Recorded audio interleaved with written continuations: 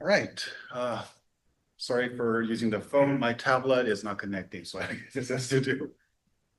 Bless you all. May the good shepherd find you. For the Lord said he knows his own, and his sheep know him. May you relish in that relational knowing, that graceful companionship.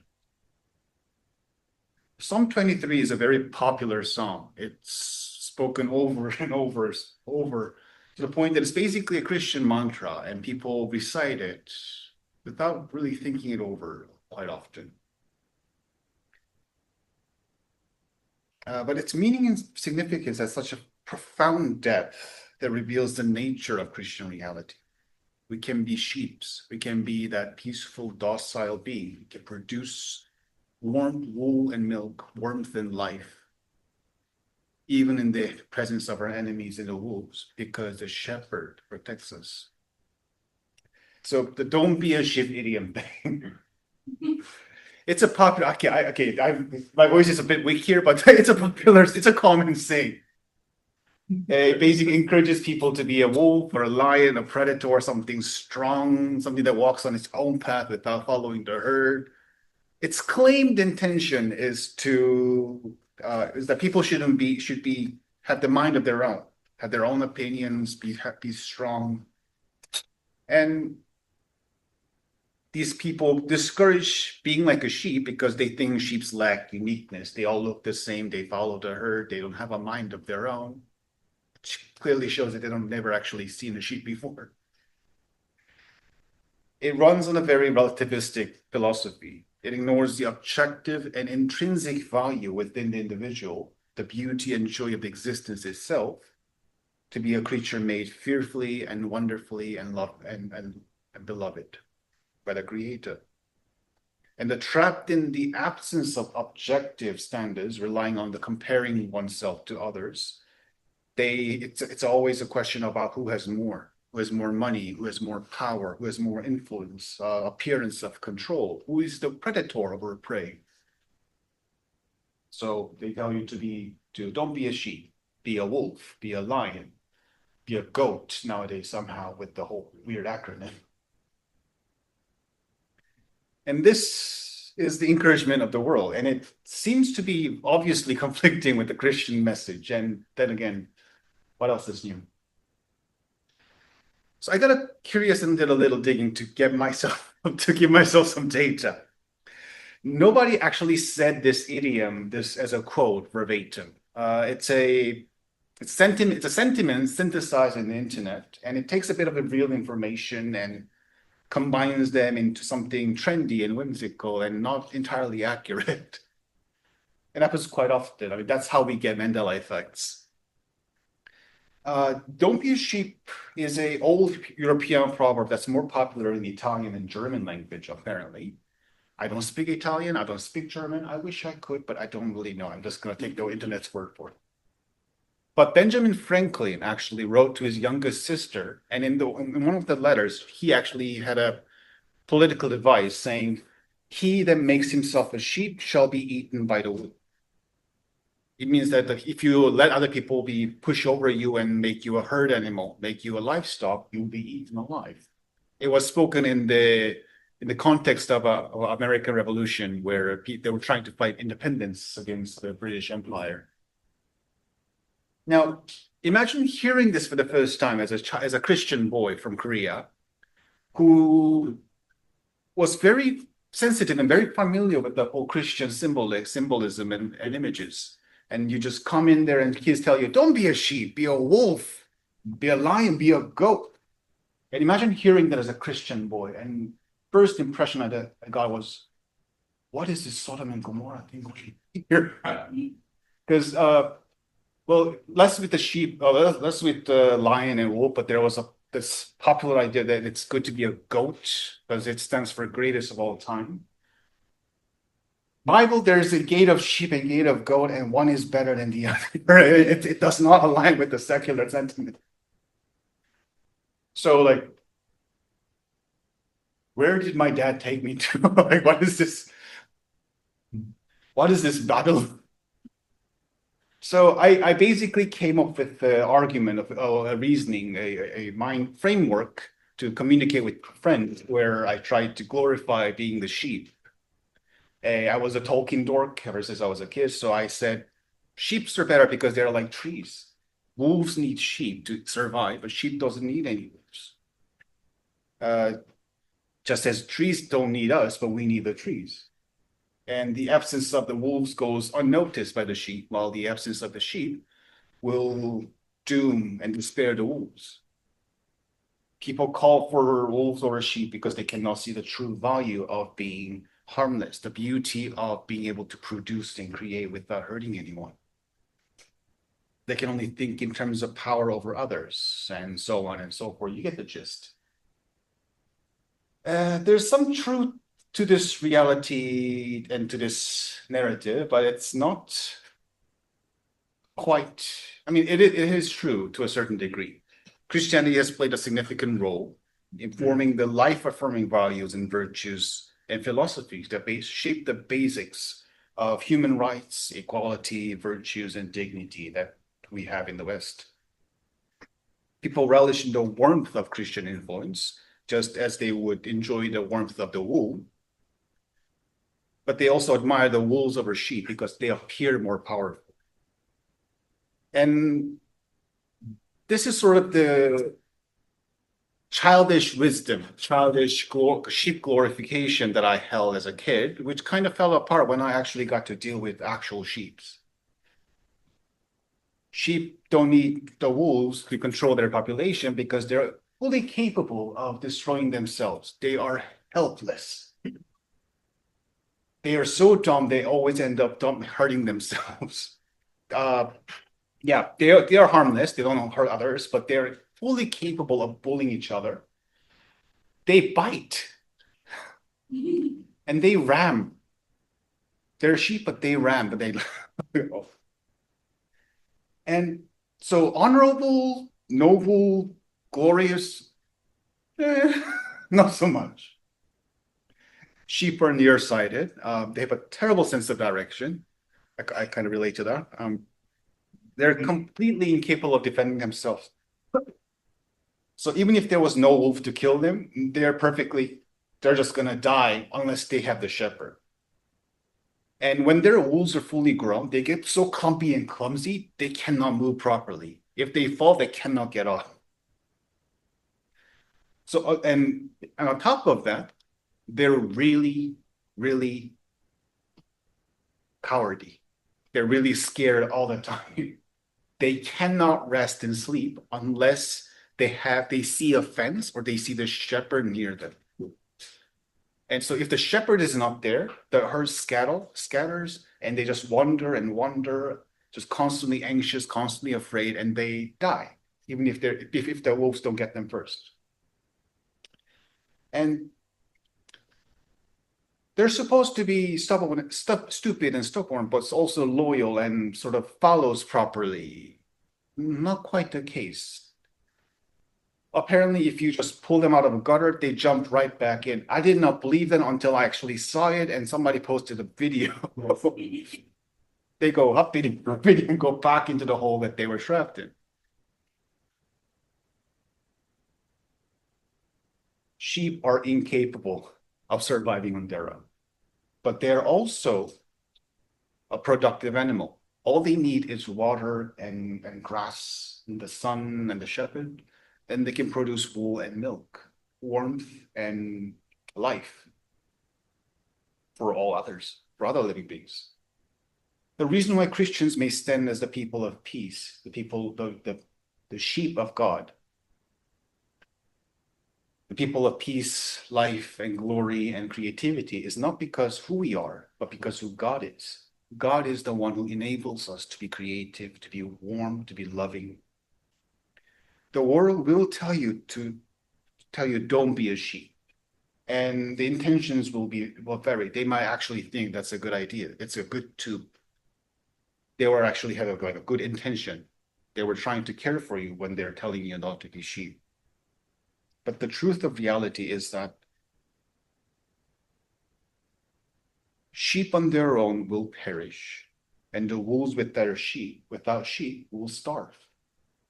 The cruelty of reality will kill the virtuous, and the evil will cannibalize themselves in the absence of the virtuous. And here's the good news. We are not on our own. We are not sheep and wolf on our own. We are not abandoned in existence. The fate of the sheep and wolves are determined by their shepherd. The question that must be answered and framed in a correct framework is not who I am. Am I the prey or the predator? But who am I to the shepherd? Am I someone beloved and cared for by the shepherd? Someone who relies and depends on the shepherd, who is under the care and order? Or am I the enemy of the shepherd, who will try to prey over the virtuous and the kind and the warm, because you cannot have that on your own, and just to be slingshotted by the shepherd? By what conviction must we live in this reality of predator versus prey?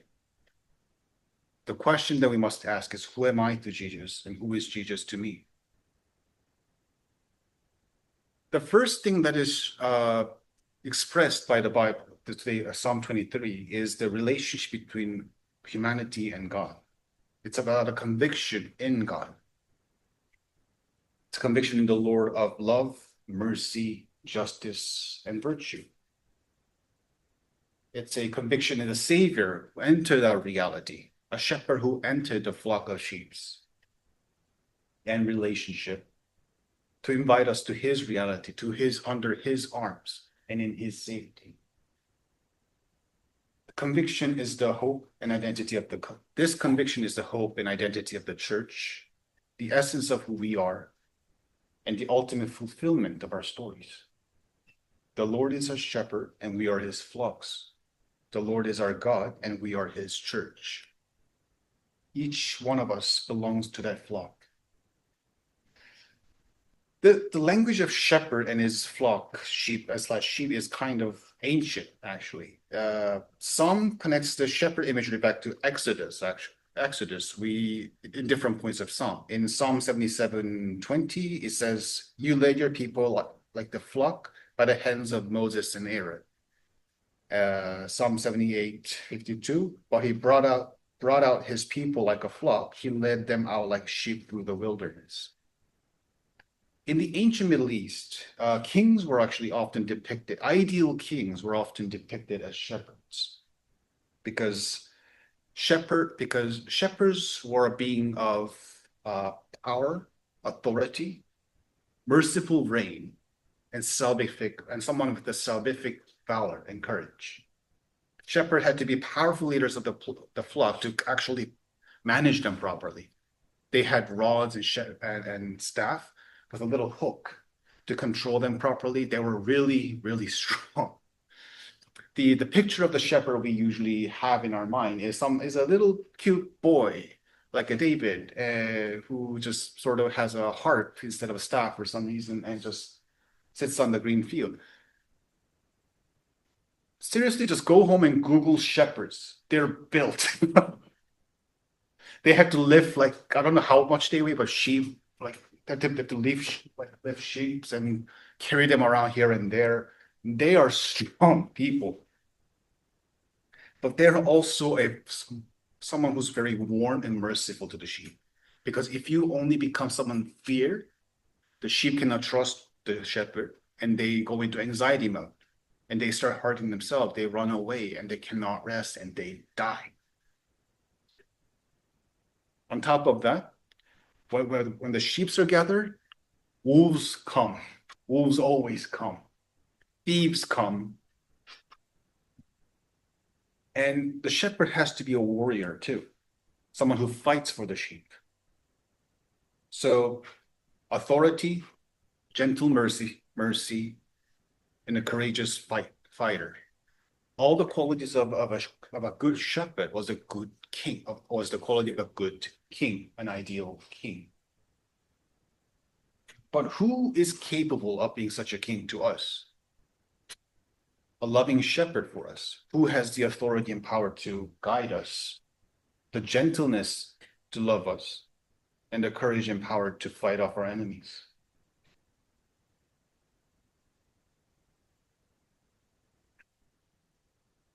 The King of Kings humbled himself and came to us with power and mercy, sovereignty and gentleness. The Creator of the Most High came to us to be our shepherd, calling us by our name. To hear and heed the call is what it means to believe and be saved. To listen and recognize, to run to the voice that calls you is what it means to be a Christian. That's what it means to enter the covenant relationship, to become the sheep of the shepherd. Now, and as it is with the shepherd under the care of the good sheep under the care of the good shepherd, you enter a life that lacks nothing. In the verse 2, it says, "Lord is my shepherd." No, second part of the verse 1 says, "Lord is my shepherd, I shall not want." Different translation says, "I lack nothing, I shall not lack or want or desire." They're basically all the same word. In the ancient Hebrew context, a lack of something was equated with the desire for something. That's why we get this little bit of a poetic confusion. Nowadays, there's more translations translate, "I lack nothing," but I think there's a beautiful poetry in this translation as in here. "I shall not want." It represents a state not of excess, but of contentment, being sufficient. When you become the sheep of the shepherd, you don't stay where you are or where you think you're comfortable. When the shepherd says move, you have to move because the place where you stay is about to become barren. And you need a new grass field. You need water. And in the process, you go through harsh terrains. You go through the valley of shadows. You go through the deserts and wilderness. But you still lack nothing. It won't feel like you have everything under your control where you don't have to work for anything. You have to work. You have to still go through the difficulties of life. But you still lack nothing because the shepherd is with you. You will face trouble, you will enter it, and you will be hunted and found by the troubles as those sheep are hunted and found by the wolves. They will smell you from a mile away. But all those trials are where you witnessed and experienced the glory of God, salvation, the saving arm of the shepherd. The Red Sea was there to block you. It will part, and you will witness that. There will be a lack of food and water, and there, God will send manna and what's the bird? I read this in Korean, I keep forgetting.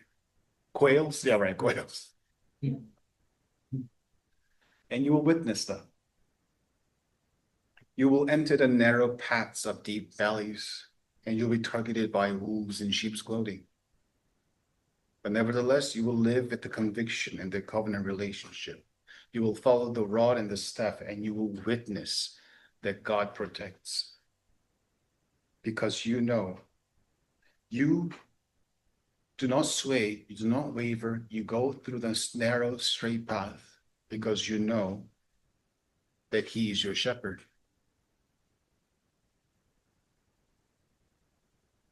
In verse 2 and 3, it is said, He makes me lie down in green pastures. He leads me beside still waters. He restores my soul. He leads me in the paths of righteousness for His name's sake.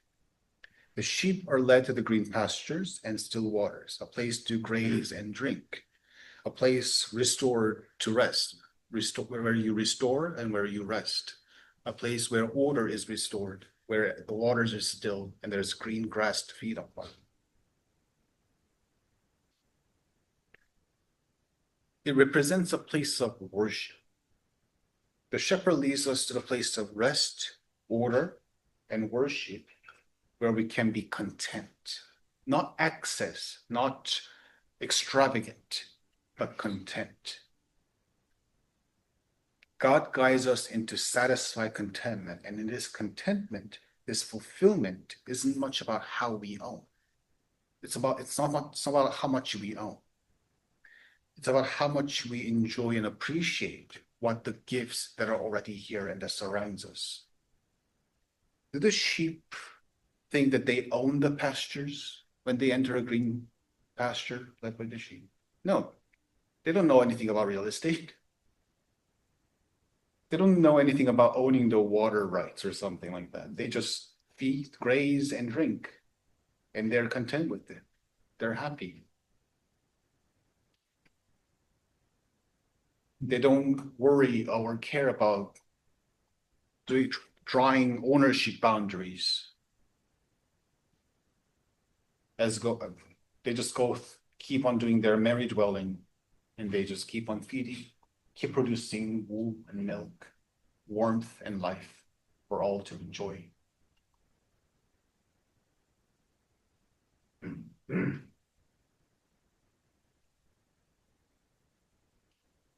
The world will keep on telling you that greed is what keeps the world going, that crave is equivalent to hope, that desire is virtue. It tells you that you can never be content or satisfied. You shouldn't let yourself be satisfied. Keep yourself hungry. Keep yourself always wanting more and more and more.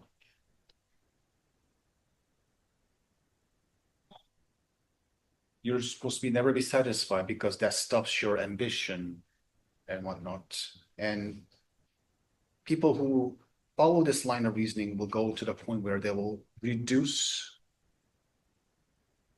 even your selflessness into a desire impulse where you basically did all the kindness, all the virtue because it makes you feel good. It's still greed and desire for something good.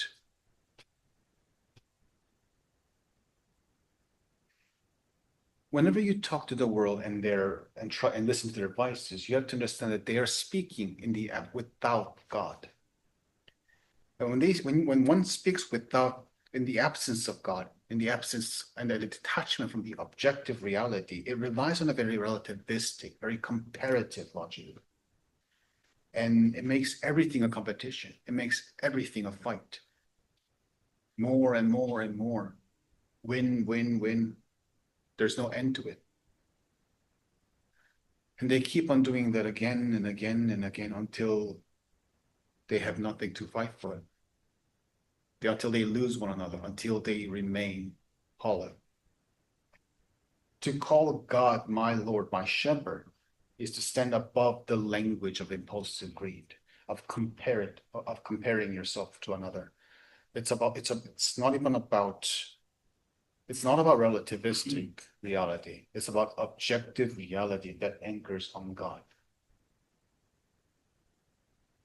When you are called by the shepherd and you follow that voice, you are no longer bound to the language of want and desire because you have God and now you lack nothing. You're content. We all have different financial issues. I'm a poor theology student. You guys probably have, but I hope all your businesses boom greatly. And I'm sure we all have a slightly different views on the notion of more money, more trouble. Maybe not so much. It's been a tax season, so. But what remains to be true is that God, our shepherd, leads us to a place of contentment where our souls can be satisfied, so that our souls may be restored. Not contentment for contentment's sake, because that's still vain and empty.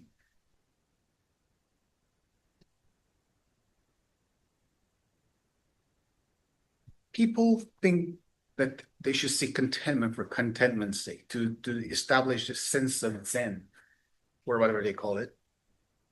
They think that absence of sorrow is joy, and the absence of hate is love.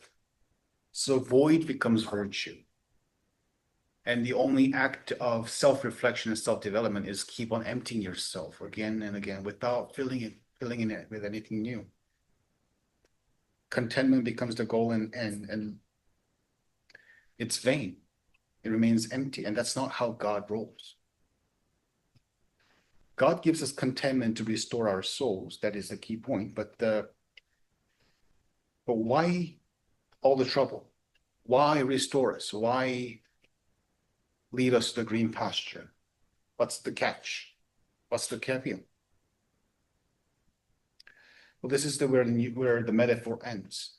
Real shepherds need the sheep for their wool, for their business, for their milk, for their meat. And this is where the metaphor ends, the imagery ends.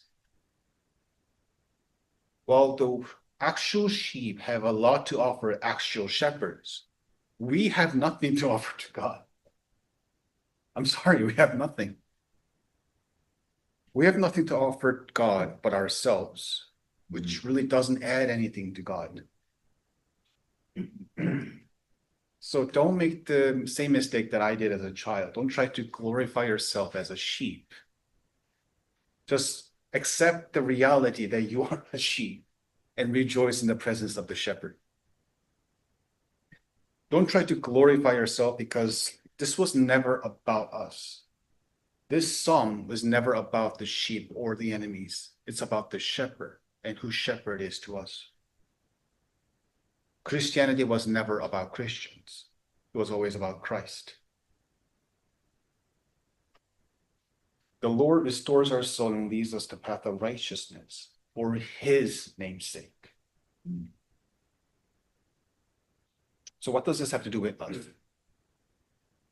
When the center of life and your existence shifts from yourselves to Christ, that's where you become a Christian. That's where you truly begin. That's where the way you see, the way you think, you feel, the way you live shifts.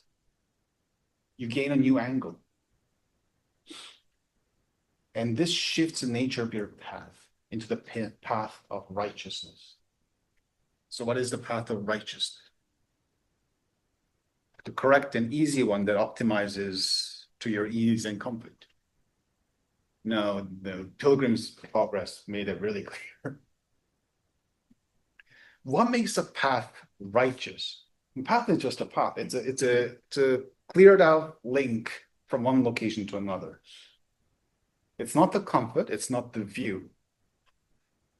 What makes a path righteous is the destination, is the goal, and the company. It's about where you're going and who you're walking with. The path of righteousness doesn't mean easy and comfortable. It's a narrow, straight path that leads you to God, accompanied by God.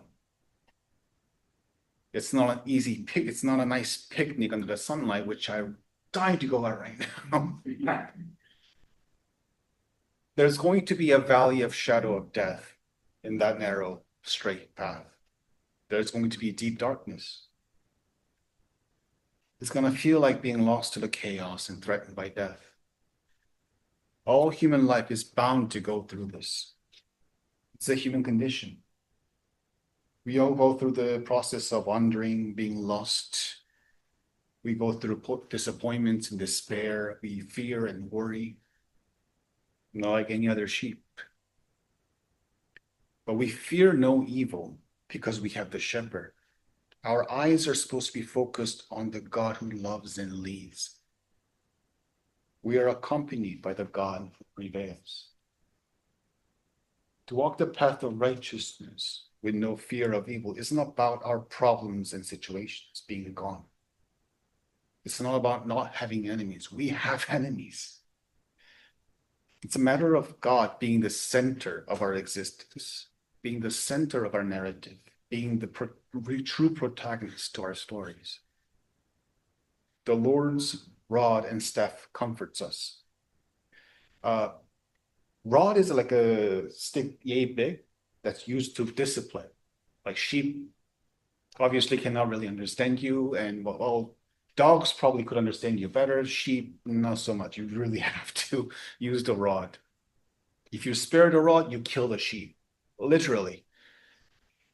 Staff is the long stick with the little nook that you use to guide and control the flock. Whenever there's a sheep going up there, you go whoop, and you to bring it back. The image of this shepherd contains the image of protecting fighter and graceful guide. We are humans living in this reality. We are bound past the darkness. And whether it be our own nearsightedness or temptation of the world or the attack of the wolves in sheep's clothing, the dangers remains all the same. But God is the good shepherd, and his rod and staff will guide us. His holy discipline and guidance prevails us. After the verse about God's rod and staff, we enter verse 5, where the image of God shifts from the shepherd to the host who prepares the table, a banquet, a feast. This alludes to the ultimate heavenly banquet, the complete victory, and the final reversal. Our table is prepared in the presence of our enemies. Our head is anointed with oil, our cup is overflowing. It's like the greatest flex ever. Picture, okay, I hope you guys don't have a very clear enemies that you hate right now, but picture one and picture yourself cutting a steak in front of that enemy just to show off because you can. That's the picture being drawn here. And it is written, my cup runs over. For you are the faithful sheep of the shepherd. This will be your reality. The overflowing cup will be your reality. It is written, it is spoken, and it is done 2,000 years ago. This ultimate victory, this ultimate hope, this dream and goal is what we people of God, the church of God, holds to our heart. This is what it means to be a church. The life of sheep is about glorious peace because Jesus is the shepherd, not because sheep has their own value. The life of the sheep transcends the season and relishes in eternity because we follow the shepherd. The conclusion of Psalm 23 in verse 6 says, surely goodness and mercy shall follow me all the days of my life, and I will dwell in the house of the Lord forever. You realize that having your God as a shepherd is the best form of life. You realize that because goodness and mercy starts following you.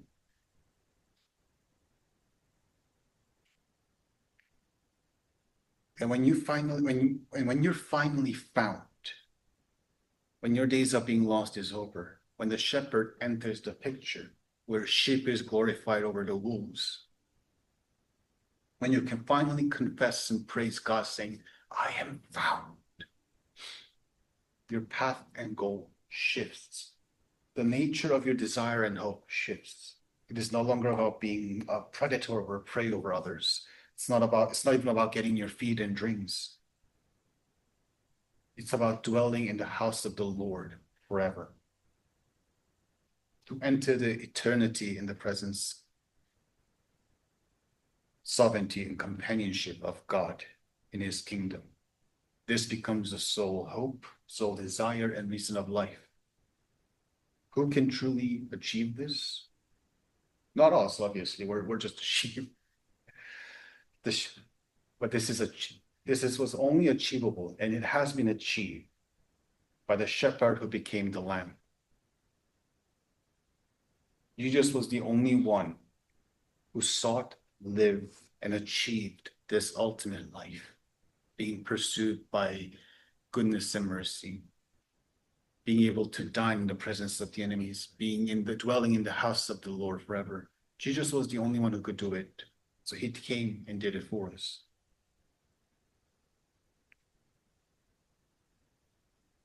He is now our head, the one true head of the church. And as his body, each and every one of you are to live in this glory and hope. Not because you're a wolf or a sheep, but because he is your shepherd. By his faithfulness, Eternity will be your reality. The overflowing cup will be your reality. It is written, it is spoken, it is done. What shall you fear when you're in the arms of a Christ? What shall you gain with your fangs and claws if you're against the King of Kings? It is good to be a sheep because Jesus is the good shepherd. It is pitiful to be a wolf because Jesus is the good shepherd. Thanks be to God.